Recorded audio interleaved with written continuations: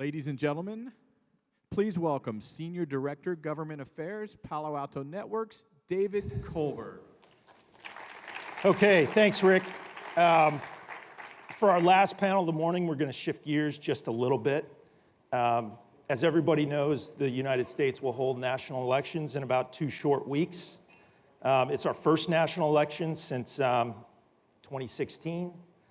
And in that time, the U.S. government and the Department of Homeland Security in particular has been dramatically expanding partnerships from threat sharing to technical resources with the state and local entities obviously constitutionally responsible for administering these elections. The severity of the threat landscape has become clear. So last month's Homeland Secretary Nielsen called election security risks now among the principal security threats we face as a nation.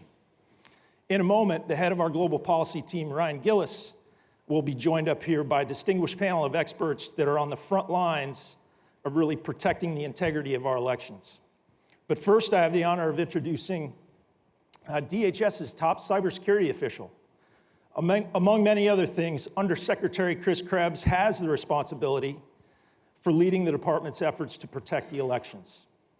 Now, I've known Undersecretary Krebs for some time now, and I can tell you that he's not in this position by chance. He's in this position out of a sense of duty and mission. He's a unique talent who has chosen to come back into government service at this critical time, in this critical position. So under Chris's leadership, the department has been strategically focused on dual risk management missions of defend today and secure tomorrow. With an eye towards the future, Chris has also led the charge to evolve NPPD's critical risk management by standing up the National Risk Management Center. And we hope that the discussion today will raise awareness.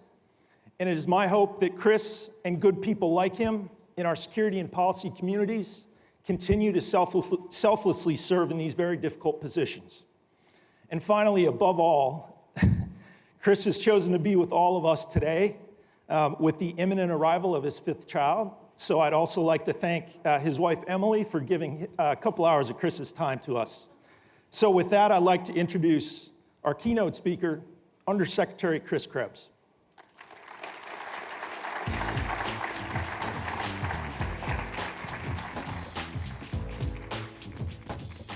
That's quite an intro and some pressure there as well. Yeah, so I'm not sure if it's today, tomorrow. It's definitely going to be at least Friday. Hoping to get the kid into the world, maybe Thursday, to give me a little time to take a few days at home with the rest of the kids and then be back into the fight for the elections.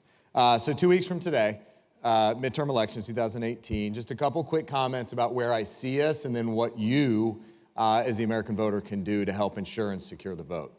So first and foremost, where we are, 2016, I've described it as a bit of a galvanizing moment in the cybersecurity community. First, because it was that moment, I think, where folks realized that cybersecurity was not just an intellectual property or a cybercrime issue. It was a potentially destabilizing threat vector for our system of government.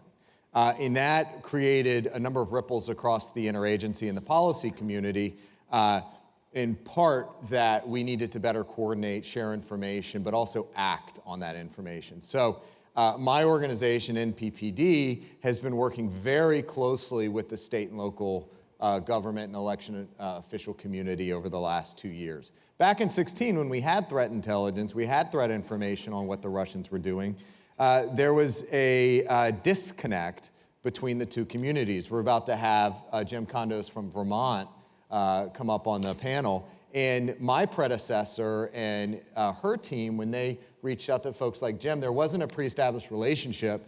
So if you said, hey, Jim, we got a piece of threat intelligence, we need you to take action on this IP range or this indicator of concern. It was more along the lines of, well, I don't know who you are, I don't know why you're asking me to do this, I don't have a basis of context or understanding. Now we have that. We've built trust. We've built relationships that allow me to work closely with folks like Secretary Condos. In that time, we've set up a range of coordinating mechanisms, most importantly, the Election Infrastructure Information Sharing and Analysis Center. That was established in February. We have all 50 states involved, as well as over 1,400, I think, at this point, counties, 1,400 counties. That's the fastest growing ISAC based on my very unscientific analysis, but it stands to reason. 1,400 plus members since February, so in 8 months. That's a pretty rapid uptake of a capability. The important thing that's coming out of the ISAC, and this is, I think, typical across the rest of our information sharing programs, there's plenty of stuff going out. We send out all sorts of indicators, alerts, strategic intelligence reports, things of that nature, including, as I mentioned, the IP and the indicators of concern that we're looking to take action on. But most importantly, the biggest shift, the biggest change that I've seen over the last several months or year is the feedback loop, what we're getting back from the states and the local community. 2 weeks ago, DHS Intelligence and Analysis, the Intelligence Enterprise, issued a report there's been some reporting on about how we've seen an increase in cyber activity targeting state and local elections. That's actually not what we're seeing. What we're seeing is an increase of reporting from states of activity that's been happening all along. They're just feeding it into DHS and my team, where we can aggregate, where we can pull the total common operating picture, as much as possible at least, of what's happening across the state and locals. We didn't have that visibility or that over-the-top picture of threats to our state and local partners. So we have that now, and it's only going to get better. So when we think about the actual activities we're seeing in advance of the midterms in 2 weeks, when you compare and contrast the activity the Russians were undertaking in 2016 to now, it's completely different. You know, we had intelligence that there was a campaign afoot directed by Vladimir Putin. Now we're not seeing that sort of intelligence, and we're not seeing that sort of activity. We already knew at this point about the compromise of the voter registration database in Illinois. We don't have that sort of activity. So we think, I take away, this is not the intelligence community assessment, this is more of a practitioner, a network defender standpoint. But when I look at what we're seeing or the lack of activity, you know, we do the basic scanning, targeting that happens on a daily basis. So we sit back and kind of think, okay, we got 2 weeks before game day. What could happen?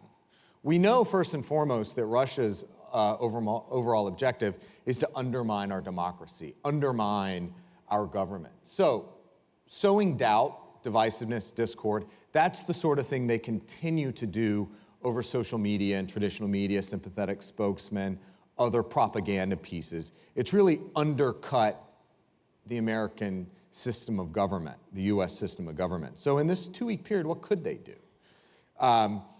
One of the things we've been talking about lately is some sort of pop-up attack, whether it's a spear phishing campaign that leads to some other sort of destructive or disruptive event that gets into your head, gets into my head as a voter, and gets us doubting the integrity of the process. Worst case, discourages you from going out there and vote. So a few of the things that we're doing to really ramp up both the security of the system, but also the confidence of the voter, is messaging some things that we're doing, but also things you can do. So things we're doing with state and local election officials, we continue to share threat intelligence, but we've also pushed out over the last couple weeks basic cybersecurity reminders. Let's everybody do a password reset right now. Let's go ahead and do a password reset. If they're in there, we'll boot them out and they'll lose access. In the meantime, in this 2 week period, if they could launch anything, what would it look like? A spear phishing campaign, probably. Okay, so let's ramp up our spear phishing awareness efforts. What else? DDoS. So we could take a targeting of a DDoS, or you could DDoS a election night reporting, or you could DDoS a voter registration database. So what mitigations can we put in place to defend against that? But most importantly, let's talk about the resilience in the system. The voting system, and this kind of goes to this understanding of broader resilience and critical infrastructure. I tend to liken things to an escalator, and this is shameless theft of a joke by Mitch Hedberg, a comedian, but it's what happens when an escalator breaks. It turns into stairs. So in this system, the voting system is a little bit like an escalator. When the electronics behind it break, you always have the opportunity to ask for a provisional ballot. It takes a little bit more effort to get where you're going, but if something goes wrong on election day, and something always goes wrong, there's a technical glitch, there's a weather issue. Look at what's happening in the panhandle of Florida and some of those jurisdictions down there. There are provisional ballots available so that you as the voter have the ability to make your voice heard, and your vote will be counted as cast. So when we think about what you as the voter can do, a couple things, and this is part of our ensuring and securing the vote effort. First and foremost, if you can vote early, vote early. You get ahead of any threats. We can detect anomalies earlier on, but you have confidence that your voice has been heard. So vote early. If you can vote absentee or you plan on voting absentee, do it. Go ahead and do it, get it in. If you're going to vote on election day, check your voter registration. Check your precinct. Make sure you know where to go. Make sure that if your state or jurisdiction has any voter ID requirements, make sure you know what they are and make sure you're ready and you got it and you're ready to go. And last thing, when you show up, again, in the event something goes wrong, know your state's provisional ballot laws. Every state has to have a provisional ballot. Some states just do it a little bit differently. So just know what your provisional ballot laws are in your state. And again, if anything goes wrong, ask for help. Ask for help with a poll worker or report it locally. But most importantly, know your rights as a voter. And last thing is just make sure you get out there and vote. So with that, I think we're going to have a panel now. I think Ryan Gillis is going to come up here from Palo Alto, and we'll be joined by some other experts in the field. So thank you. Ladies and gentlemen, please welcome Vice President, Cybersecurity Strategy and Global Policy, Palo Alto Networks, Ryan Gillis.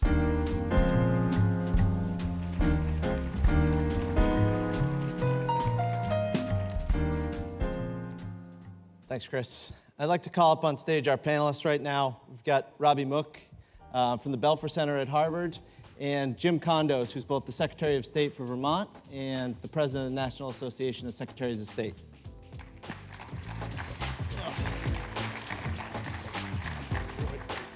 Welcome. Navigate the obstacle course here. Well, thanks very much.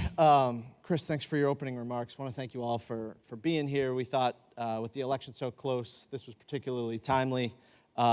Chris, particularly with the impending birth coming, want to appreciate you for being here.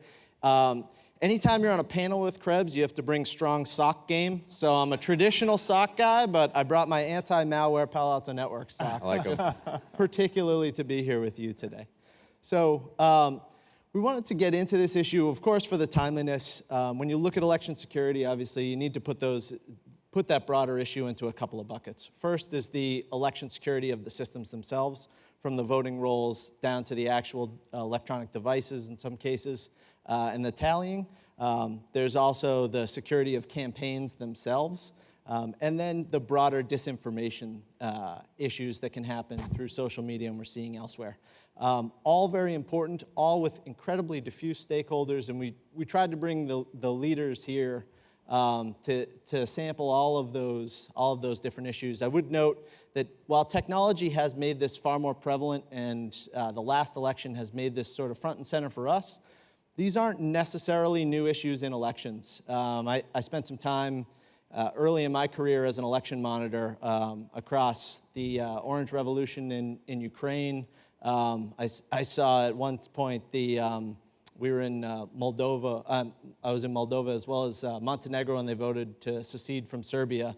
And there was a big line just to bring the ballots from the polling stations, and people got sick of waiting in line and put it back in their trunk and took off. And so there's everything from human error down to disinformation campaigns, and we've seen that all along. But Jim, let's turn to you first and then to Robby to hear a little bit about what you've been working on and the expansive work that you have to do both within Vermont and as well across the National Association of Secretaries of State. Well, I think it's important to understand that at the national level, we have 50 states, and we all have different systems, different procurement rules, different laws that we have to follow. So anytime we're looking at a new system, we have to look back at our statutes first to determine, for instance, what we can do. Sometimes those statutes might actually limit you to a specific type of system, like after HAVA in 2002, the Help America Vote Act, a lot of states started going towards the touchscreen technology. And some of those states had that written into their statutes. So in order to make changes, you got to go back and make those changes. So that's the first piece of it, I think, is when we start looking at new systems, we have to go out and actually do our business analysis, look at our business requirements to figure out what we can and can't do or what we need to do. But having said that, one of the things that we do with all of our systems, all of our IT solutions, is to include in our RFP a requirement that it has to meet certain cybersecurity requirements. And I think going forward, we actually started in Vermont back in 2013, looking at our election cybersecurity. It came to us that one of our colleagues had their corporation system breached, and we thought, we better take a look at this. And I asked my IT manager, he said, well, we think we're in pretty good shape, but probably wouldn't hurt to have another set of eyes. So we did. We went out and had a full risk and a vulnerability assessment, both physical and cyber, completed by 2014, and we've implemented all the recommendations that came out of that. We continue to do penetration testing on a periodic basis. Our last penetration test was completed in, I think it was the end of April, early May this year, and we were listed as a mature, well-defensed system. One of the requirements that I have is that we use a different vendor for each time we go out for a penetration test to get that additional set of eyes looking at it. And obviously, in 2016, when our world was turned upside down from that fateful phone call that we got from DHS to get on a conference call when we were notified that a bunch of states had been attacked, that they thought one state was breached. And I think, the good news is, the bad news was media was actually focused on the one state that got breached. The good news is there were 20 states that weren't, that did their jobs, defended against it, and we have continued to work that way. So from a national standpoint, I would say that 2016, we weren't as bad as some have made us out to have been, but on the other hand, we are in much better shape today because the focus has really been strong, and I think the connections that we've put in place, the protocols that we've put in place with DHS are strong, and I think going forward, we're confident that this election will go off well, and I think that obviously the concern is the sowing of discord and chaos, and I think that's where we're at this point. I don't believe, and I don't think DHS believes, and I'll let Chris confirm that any votes were changed in 2016. To our knowledge, no votes were changed.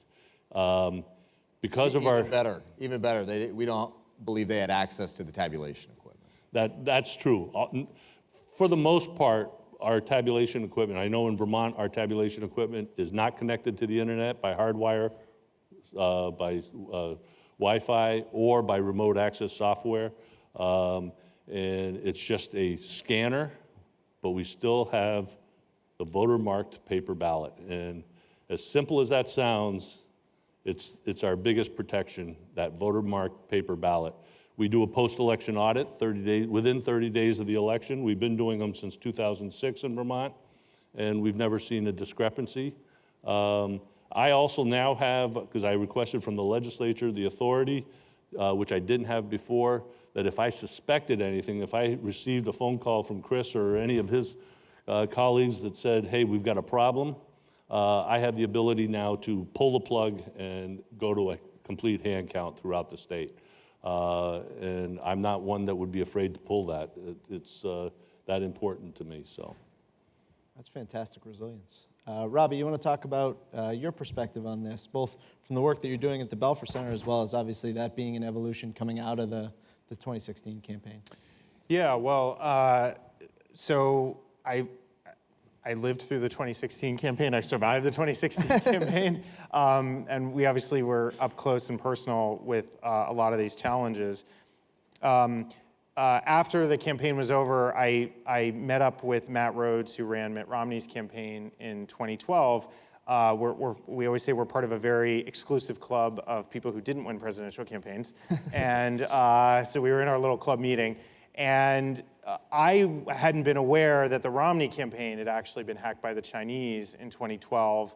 I'd read before that somebody, presumably the Chinese, had hacked the 2008 campaigns, but I hadn't heard about 12. So Matt and I started talking more about this issue, and we both agreed something needed to be done. And secondly, that we had to do more in a bipartisan way on this issue. And so he and I were linked up serendipitously with Eric Rosenbach, who had just finished being chief of staff at the Department of Defense at Harvard's, and he was going to Harvard's Belfer Center. And so we set up what we're calling the Defending Digital Democracy Project. It's bipartisan, and our mission is to help provide resources for campaigns and election officials to better secure our election process. The most urgent task from our standpoint was to provide something for these campaigns, because coming out of the election, they're just, everybody was talking about the issue. There was literally nothing there for the campaigns, no playbook. So we created a playbook for campaigns. It's basically a detailed checklist of steps that they can take to secure the campaign environment. It's written in English. It's something that I can understand. And we also created a training video that campaign managers can use. It's like a quick 3-minute video they can show to their staff. Just helps illustrate for them what can happen to a campaign if they let down their guard, and also the basic steps that campaigns can take. The second set of resources that we set out to provide were for election officials. And again, coming out of the election, as Jim was saying, everybody knew we had a big problem. It wasn't clear what to do, and most election administrators aren't cyber experts, and certainly campaign managers weren't either. And DHS and under Chris's leadership has done a phenomenal job, and the secretaries have done a phenomenal job getting to a way better place. But back then there wasn't a lot, and so we put together a similar playbook for election officials, walking them through for different types of election systems, vulnerabilities that they needed to look at. We created a tabletop exercise for election officials to put them through the ringer. We had a lot of DoD students at the Kennedy School. They were really accustomed to doing these kinds of tabletop exercises in a military environment. So, push to failure was always our motto with those. And we had 38 states come and attend a tabletop exercise we did there. We also created materials for communicators within election offices. So part of resilience in our mind is when something goes wrong, I'm someone who can say this on the stage, when something goes wrong, something will go wrong.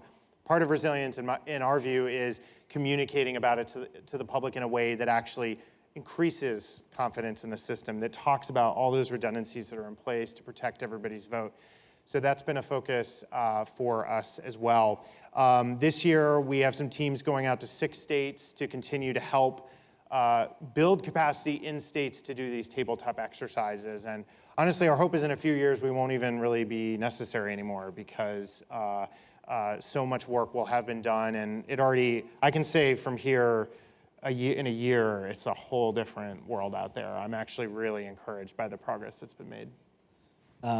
That's great to hear, and actually from all of you, I would say there's some solace. You've got a little job security here. The threat environment is going to continue to evolve. There will be new people in the system, and the bad guys will always try new things. Robby, it struck me as you were talking about there was no playbook, and what you guys have developed is great. When I was up on the Hill shortly after the election, just talking to offices, we actually had more to say from a company perspective about how Jim and his colleagues can help secure those systems.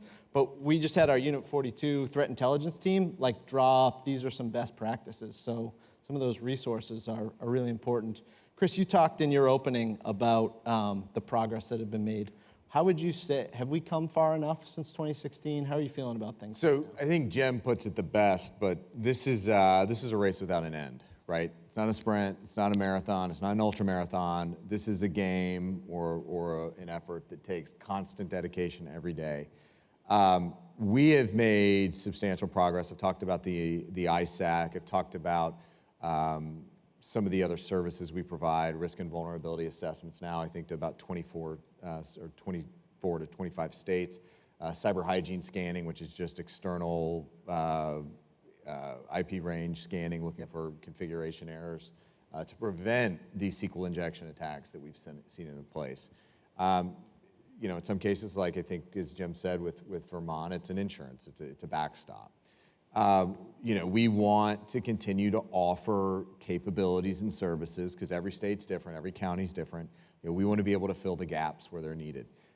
Security, from a resilience security perspective, look, we're never going to achieve 100% security across the board. It's just not possible. It's an IT system. What we want, again, is resilience. It's the ability to identify problems quickly, get to root cause, communicate the solution out there as broadly as possible. And that's one of the things that, as we look at, you know, Dave mentioned in the opening, defend today, secure tomorrow.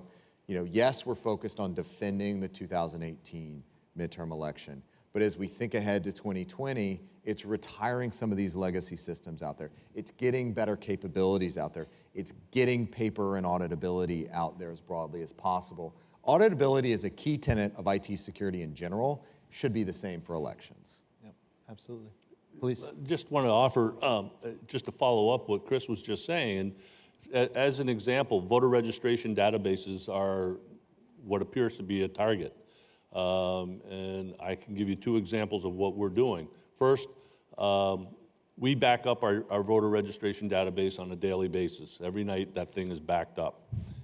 Worst case, if it does get breached, files deleted, changed, whatever, we can go 24 hours back, reset it. We've only lost 24 hours worth of data. And further resilience, we now have same-day voter registration. So anybody that's eligible to vote will be able to register and vote right up until the close of the polls on election day. So that's where you identify the problem, where there's a weakness, and you try to put in place mitigation measures. The second thing is, and Chris is well aware of this, back on August 24th, my office had communicated with DHS that we had a scan that identified the origin as Russian Federation. We immediately notified DHS and Center for Internet Security. They did their work on it, but then issued through our communication protocol, through the elections infrastructure, ISAC, issued a broad statement to the rest of the states to let them know that this had occurred so that anybody else could be on the lookout. It's called situational awareness, and that's what we were doing, was just, we identified it, and I've had several reporters come up to me, some of my local reporters, and said, well, how often does this happen? And they're amazed when I tell them that we're scanned probably thousands of times per day, maybe even per hour. And I think every state can say the same thing. It's happening, and I'm sure that this group knows that. And the question is, have we put the defenses in place to defend against? You mentioned voter rolls and defenses, but federalism becomes a real challenge in this operational environment, right? So I think if I have this number right, despite Vermont not being a particularly populous state, 246 different jurisdictions all run there. We have 246 towns, 275 voting precincts.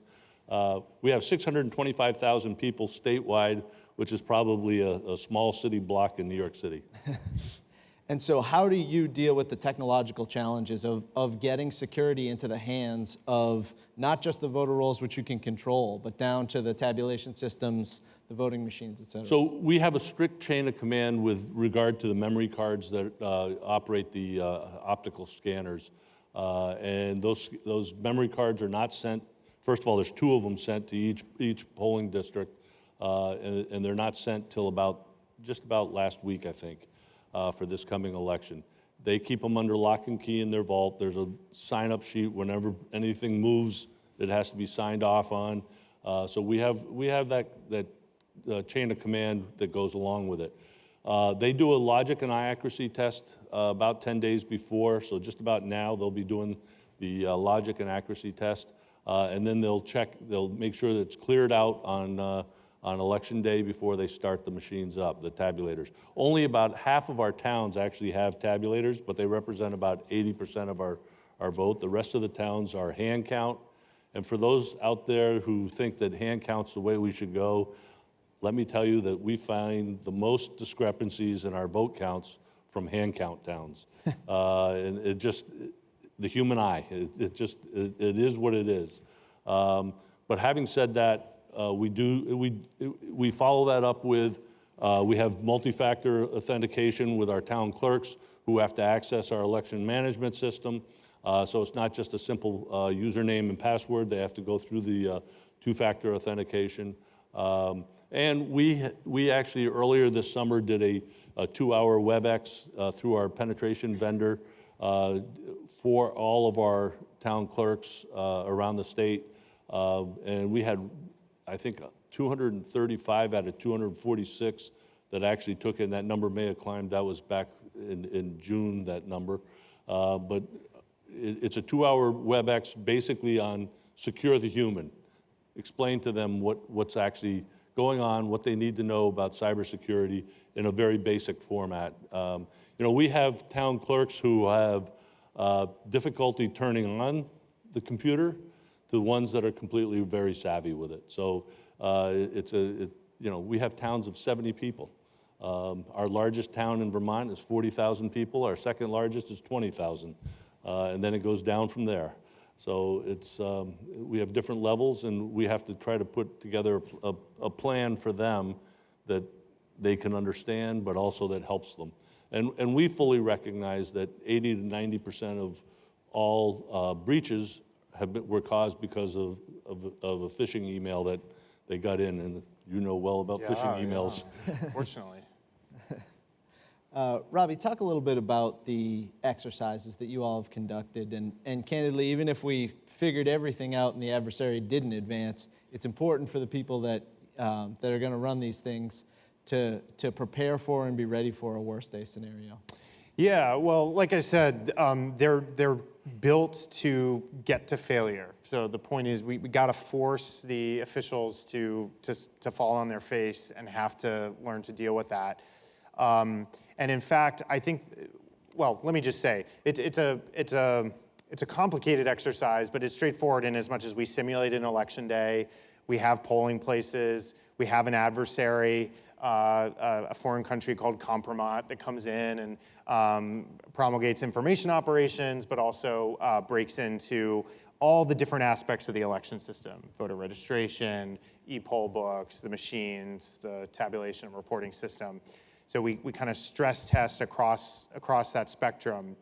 But I think the most important thing I've noticed coming out of that is this communication piece, is when you are dealing with both the adversary doing something and then having to decide what to say and what to tell the public on election day, when time is of the greatest essence, that's really hard. And part of what we simulate in that is protest groups. We have the two parties. My colleague Matt Rhodes was, I think we have like the Liberty and the Freedom Party or something like that. He was like pitching oppo on the Secretary of State, But that's what happens, right? When you're, Jim knows this. It's really hard. And so I actually think the most valuable thing that's come out of it is not just learning to troubleshoot from a technical standpoint, it's learning to lead under pressure, it's anticipating what's going to be hard, what decisions are difficult, but also what to communicate out. Because if those decisions don't go well, people lose confidence in the system.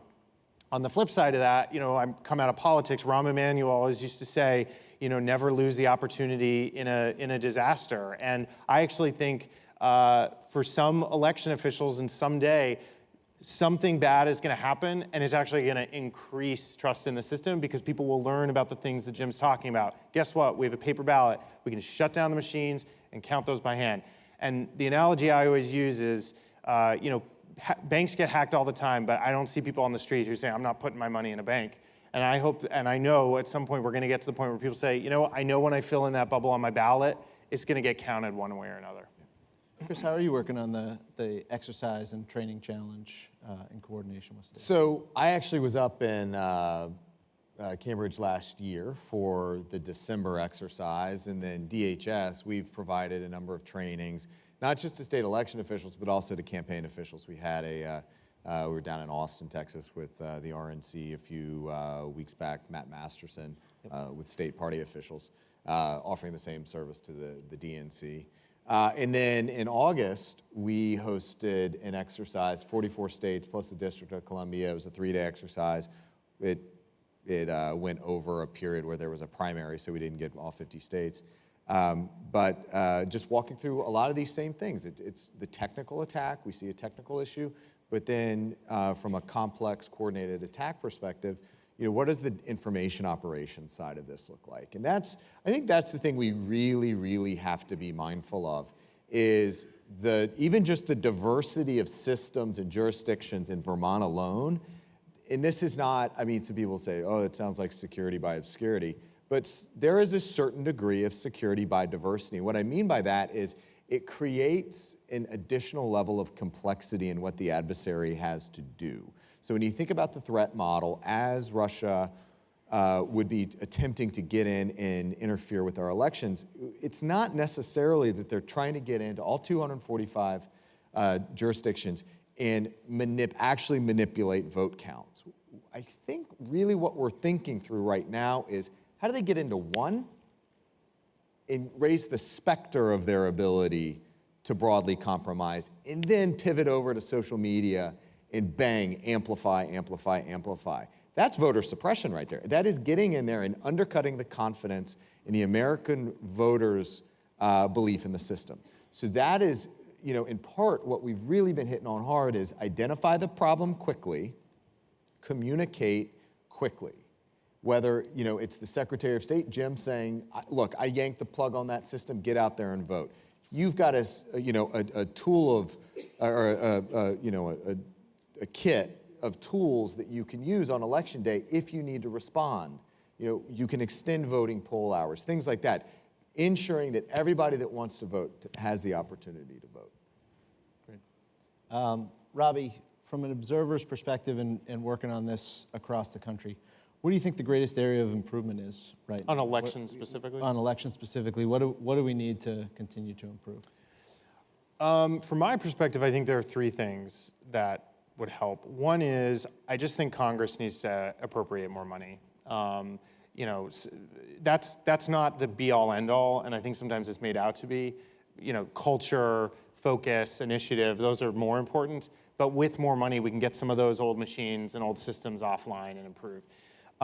The second piece is, I think we need to pivot our attention a little bit to the states. So Jim was talking in Vermont about how the legislature there gave him new capabilities to maintain confidence in the system, to intervene if something's going wrong. I think there are too many states in our union right now where the legal framework of the election system does not lend itself to security. And I think in some cases there is definitely security by obscurity. I think in some cases you have counties who also don't have a lot of money, and they may be commingling election assets with other assets. And so I just for every ounce of pressure we're putting on Congress to take action, I would hope that people are going to their state legislature and saying, what are you doing? Both from an appropriation standpoint, but from a legal framework standpoint. And then this has been brought up a number of times already, but just resilience. To me, again, educating people about how many steps there are in place to protect the system builds that confidence. And Chris has said this, and Jim has said this, that's what matters at the end of the day. We want people showing up to vote, knowing that vote is cast and counted. It's not gonna get taken away from them. And I think the media actually has a role in this, because the question is always, I'm sure you guys get this 10 times more than me, is it secure? Is everything gonna be okay? And the answer, it's been said, it's never totally secure. But guess what? There are all these systems in place to make sure the vote gets counted right. That's the question that I think needs to get asked a little bit more. Is it gonna get fully counted right? Jim, from a recipient perspective, right down to the locality level, Robby talked about more money from Congress. How would you say we're striking the balance right now from what's being pushed out through grants and also through what counties and localities can actually ingest to put these new systems in, get trained on them, those sort of things? So I think it's, if you think back, actually, I was one of the ones that contacted Senator Patrick Leahy back in November, December timeframe to let him know that there was $390 million left from Help America Vote Act of 2002 that had never been appropriated. So I worked with Senator Leahy's staff, and then we got other senators involved, and I had the good fortune of going to testify before Senate Intelligence in March, and at that meeting, I remember Senator Burr asked me a question, and he said, "So what do you need from us?" And I said, "Resources." And he said, "Well, they're coming." And later that week, they passed the omnibus bill, and that $380 million was in there. But think back, I mean, some of the senators have said to us, $380 million, what are you guys doing with all that money? Well, if you go back to 2002, Congress had approved $3.9 billion as a result of the Help America Vote Act. They only approved all but $390 million of it. This was the remaining hanging Chad money, to put it simply. And it wasn't going to do a lot, but it was going to do a lot to help us with cybersecurity and other measures that we needed to do as quickly as possible. So we received our money in June, and we moved quickly. We put the two-factor authentication in place. We did an additional round of penetration testing. We put a totally new accessible voting system in place it's fully ADA compliant and allows people with disabilities to vote privately and independently. Those are the things that we've done, and we've also programmed for new tabulators in the future. It's been estimated, I think, by the Brennan Center that it would cost probably somewhere around $1 to $1.5 billion if we replaced all of the tabulators across the country right now. And some of these tabulators are old. Some of them are 20 years old. And actually, that actually works to our favor sometimes because some of these cyber folks, they're not interested in those old tabulators. But it is a problem, and we do have a funding issue. And as Chris said, I often will say that cybersecurity is like a race without a finish line. We need resources, and we need ongoing, sustainable resources, not one-time money every 10 to 15 years. So my goal is, I've been working with Senator Klobuchar and Senator Langford on the Secure Elections Act, and my goal is always to push for more money. I'm not sure that everybody is in favor of that, but we will continue to ask. And I think our legislatures need to face up to it as well. This is not, a one-all that the federal government's going to, pay for it all. But I think we also have a problem where people are just, this is the bedrock of our democracy. Voting is the very basis of it. We have to protect it. We have to make sure that people feel confident that when they cast a ballot, that it is being counted. And I just really feel strongly about that. Absolutely. Chris, how do you prioritize resources when you get these requests from all the states and when you offer such a wide array from information sharing down to helping with training down to risk assessments? How are you prioritizing where you go and where you send people? So to start with Jim's point about resources, there's a balance here. By the Constitution and law, states are responsible for administering federal elections. The federal government, on the other hand, is responsible for the national defense. So when I look at what happened in 2016 and what it looks like going forward, if we're saying that election security is a national security effort, in good conscience, I can't say, Jim, go at it. Good luck. Good luck against Russia. Good luck against Iran, China, whatever it is. So I've got to be able to provide whatever available resources I have to ensure that he's successful, and whether resources means people or capabilities or money, that's the conversation we need to have.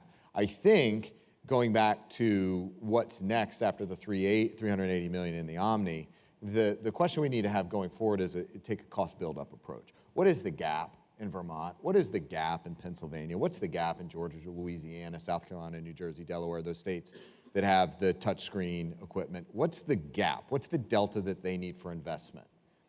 Have that cost build up so we can have an informed conversation on the Hill about what the actual resource and funding requirements are, recognizing that states have skin in the game too. Some states have budgeted at the legislative level for equipment upgrades over time. Some states haven't. Not every state is positioned financially the same way.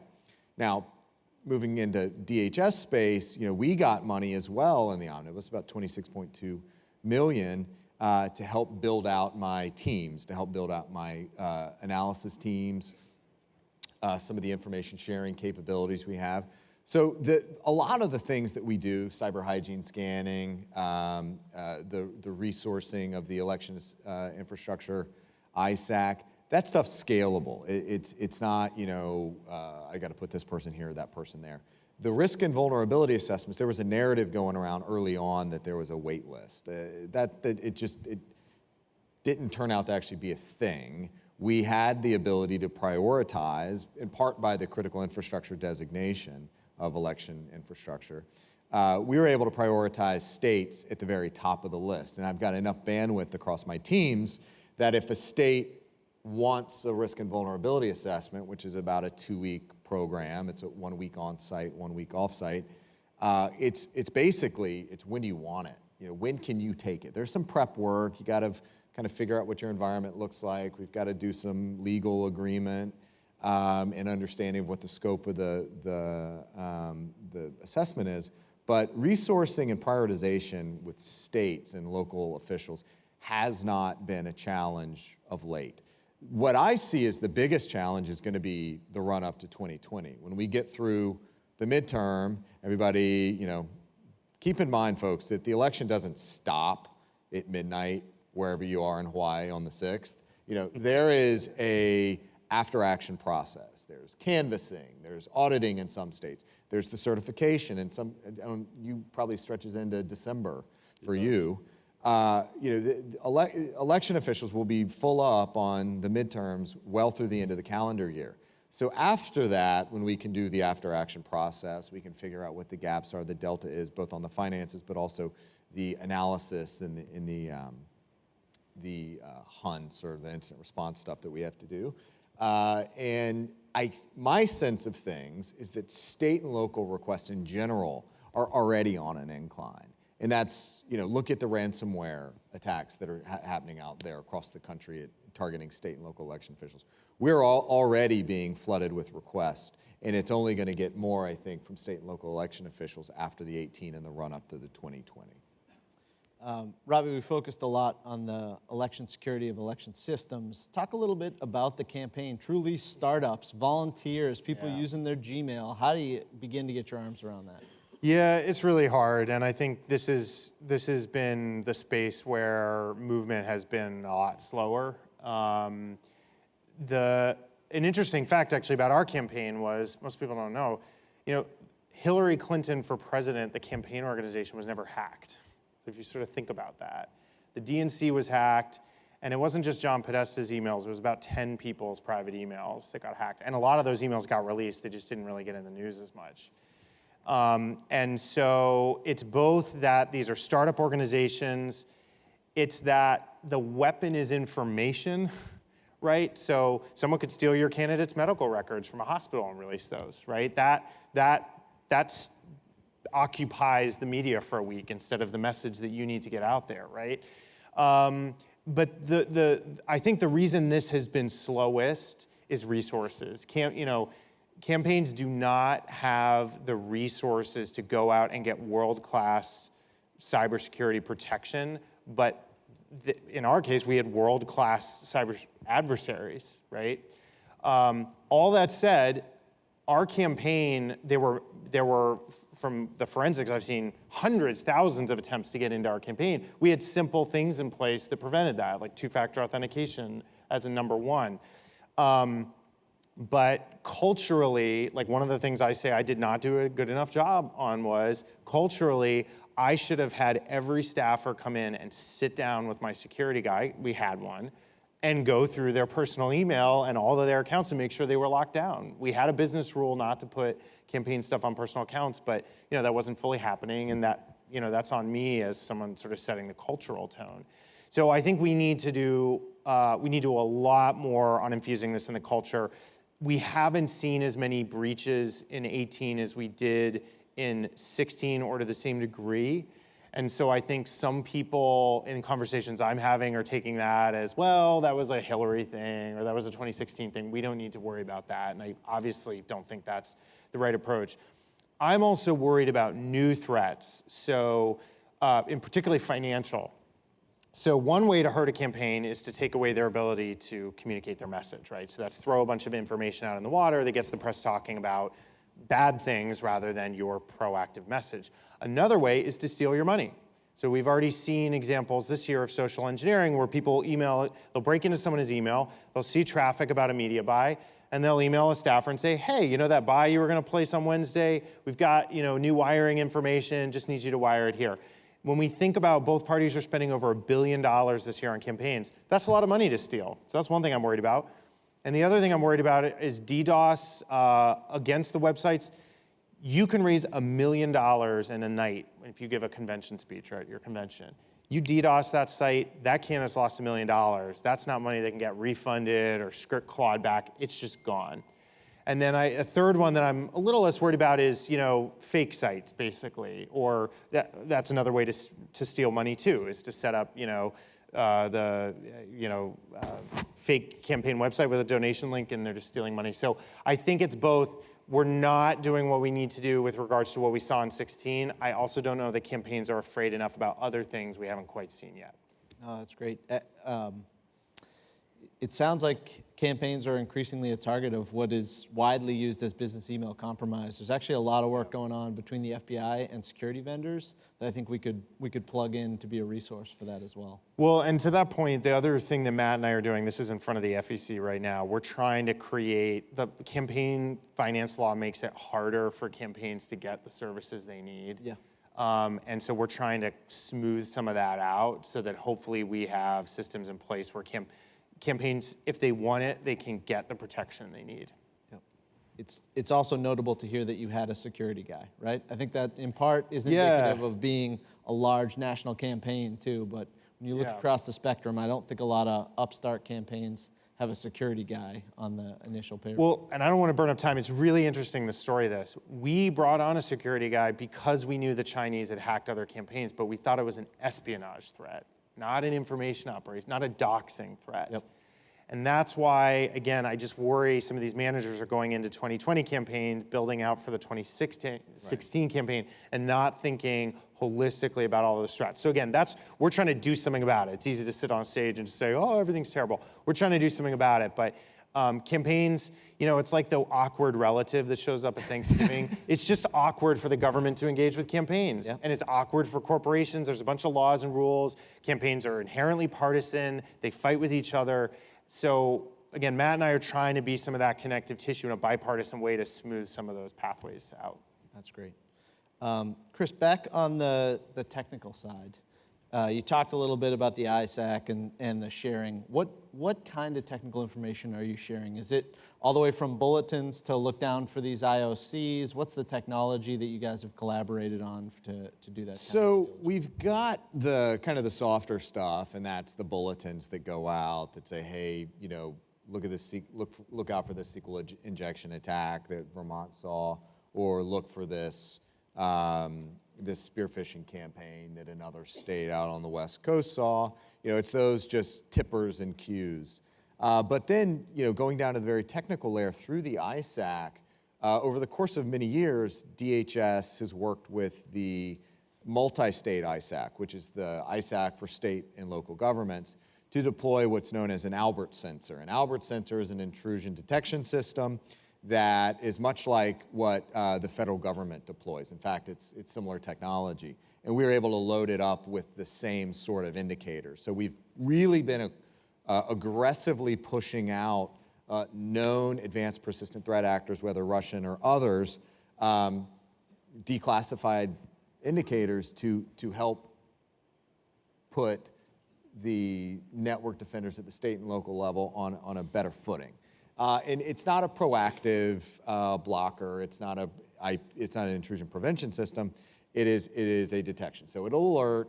Jim SOC sees it. They talk to the ISAC. They let us know. We do a deeper dive, and then we're able to take whatever remediation. And that again goes back to just logging and auditability.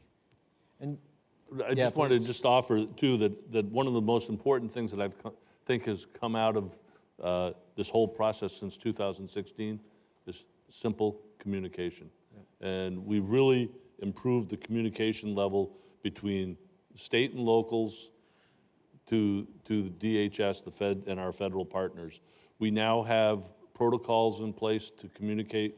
We know who to contact if something comes up, and it's a two-way street. I think, Chris and I have both talked about how, the state is communicating with DHS, and DHS can then disseminate information to everybody. Information is king, and that's really the issue that I think a lot of us are looking for.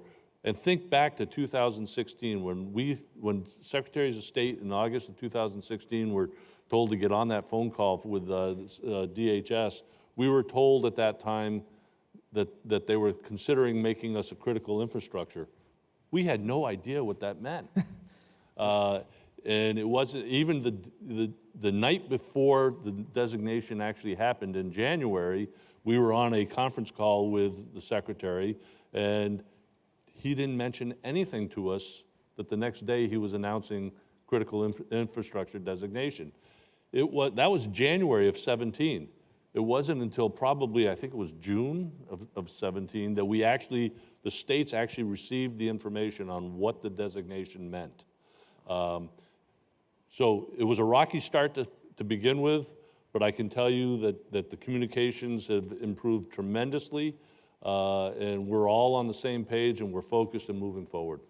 If I could wrap up the Albert sensor piece real quick. In 2016, so the way state election official offices and their infrastructure is configured, architected, and placed, it's different across every state, but also because folks like Jim are independently elected officials, their systems don't necessarily nest under the state CIOs. So through the MSISAC, we've pushed out these Albert sensors to the state CIOs. Now, that means that in some cases, a state election officials network may not be under that Albert sensor. So we have either helped them get under it or we've pushed out additional Albert sensors. In 2016, in part of this 21 state number that we've used, the reason we say 21 states is because those 21 states effectively were under an Albert sensor at the time. Now we're at about 40 some odd states, I think 41, 42 states that will be covered by Albert sensors or election systems covered by Albert sensors, which represents about 90 to 92% of the nation's election infrastructure at the state level. I mean, we would go from less than 30% in 16 to over 90% in 18. I think that is, if you're looking for measurements of progress, that's a pretty substantial one. And Jim, from a recipient level, again, we all across government and industry deal with this workforce challenge, right? DHS ships this equipment out, and you have people there that are like, oh, I also in my spare time am an Albert sensor operator. So how does that work? Who's in your SOC? How much training is required to operationalize that? Well, I know that some states actually are using some of their money from the omnibus bill to actually beef up their cyber teams. California put in a fairly extensive group, if you want to call it, force for their cyber security. California also got $34 million out of that 380. Vermont only got $3 million.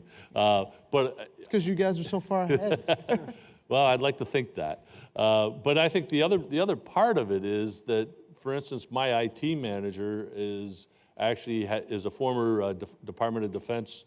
That was his background, cybersecurity, when he was in the Army, in the military. and he might have been Air Force, I forget. But in any case, he had a military background in cybersecurity. He already had his security clearance at the time, so he knew what we were up against, and he was able to lead us. In fact, he probably knew more about it than our state folks did at that time. The state has since ramped up, but we are on a separate system, as Chris described, and that's a good thing, because sometimes the attacks are going across the street at the other side, and they're not aware that we're off by ourselves. But it's really a matter of making sure that you have the right people. When you're hiring people, that you have the right people in place. In some cases, we talked about whether we needed to bring solely a cybersecurity expert on. We didn't think so. We also have a vendor under contract that assists us as needed, so that we can go out and ask for advice from them, and we can contact the state and, frankly, our DHS and federal partners. I mean, I can't tell you how helpful it has been, under Chris's leadership to have the support that we've gotten at the state level. It's just been tremendous, and all the different resources that we have, as well as things like the Albert sensors and the ability to talk with MSISAC and CIS, the election infrastructure, the GCC, the governing council that we operate, that operates the election infrastructure. But it's all those things combined. It's all about communication and information, and I think that is right now the best thing that we have going for us, as well as some of the resources that we do have. Great. We've seen at some of the hacking conventions a particular focus on voting machines themselves. Open question. I don't want to put anybody on the spot here, but what are your thoughts? Are the vendors of voting machines doing enough helping to secure their systems? I'm happy to jump in, Robby. So look, you want me to save you from that? I think more can always be done here. Yep. I actually think DEF CON, 2 years in, the second year was a bit better than the first year in terms of, there are a number of state Alex Padilla from California was there, Noah Prates from Cook County, Illinois was there. We're going to see an increase in participation. I think engagements like the Voting Village can be helpful for bringing together the various stakeholder sets from the election community, from the vendor community, from the security research community to work a problem together in partnership. But I think there's a lot of it's almost like dogs at the dog park, right? Kind of sniffing each other out, figuring out how things are going to work, and then make the plan for working together. And DHS wants to be a part of that, wants to be, help convene that group. One thing I think will be immensely important is the Election Assistance Commission getting a quorum and being able to finalize the Voluntary Voter System Guide 2.0 or 2.1. That should be the final guide. It has a lot of security considerations in there that should inform the process going forward. But it's also important to note that both from a market perspective, the states are moving away from a lot of from the DREs in general, from broad deployment. All 5 of those states that have them between South Carolina, Georgia, Louisiana, New Jersey, and Delaware, they've all 5 have they're in some way of retiring those legacy systems and going to a modern system.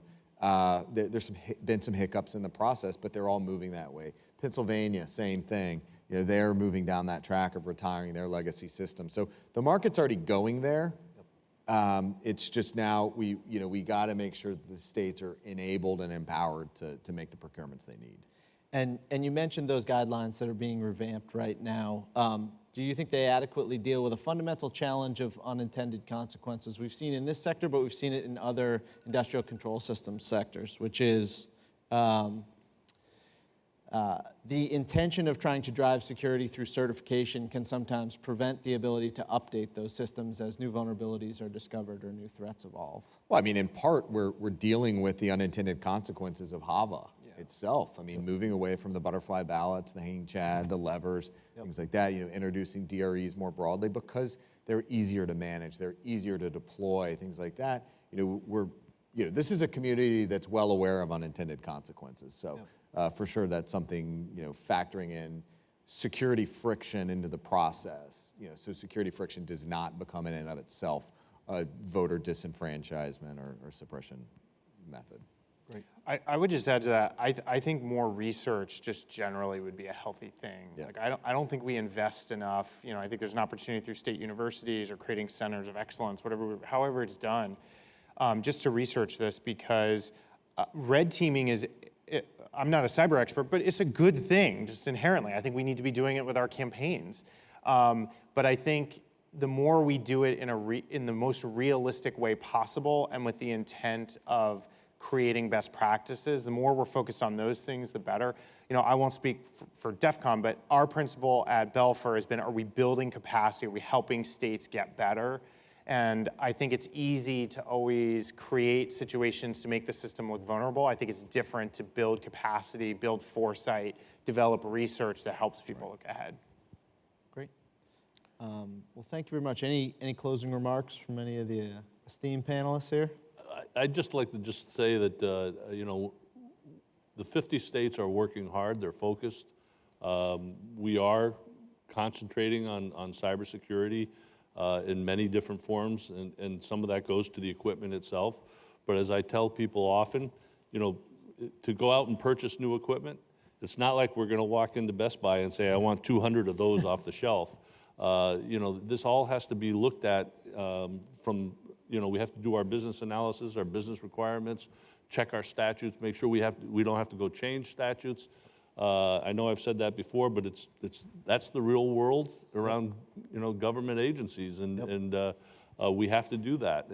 But I think that the good news is that everyone should feel confident we're all on the same page. We're all moving forward. It's a little sappy, but everybody in here has a role in defending democracy. One is get out there and vote. I've already talked about the things you need to do to get out there and vote, but also the information you consume, think before you link. Know your sources.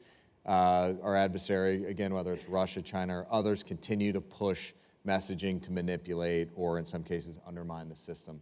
So know your sources, verify against reliable sources to trust your information, think before you link. If you're being presented something, look, RT, Sputnik, state-sponsored media, they continue to be a player in this space. They are pushing an agenda on behalf of the Kremlin and Putin. Trace your sources back, check against reputable sources. Let's do what we can to stop the propagation of these counter-narratives. Great. I would just say we should demand bipartisan cooperation on this issue from our elected officials. Absolutely. All right. Well, thank you all very much. That concludes this panel. We're going to break for lunch now, and then Lee Klarich will come back and kick off the technical side of things at 1.